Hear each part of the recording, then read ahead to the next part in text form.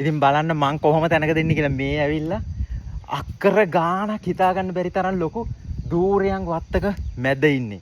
ඉතින් රජ දහනක් වගේ තැනක්. ඉතින් මේ ඇවිල්ලා චන්දපූරේ.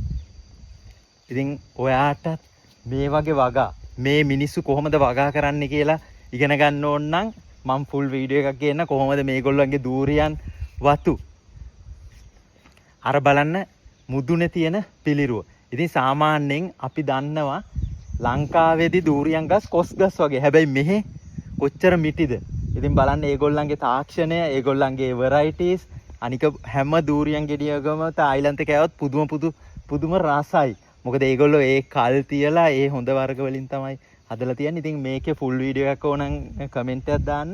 මෙන්න බලන්න ගස් මේන්ටේන් කරන්න හැටි, ගස් වල දුර අර වැව් වගේ හදලා ඒවෙන් වතුර දෙනවා. ඉතින් පුදුම ලස්සනයි මේ තායිලන්තේ.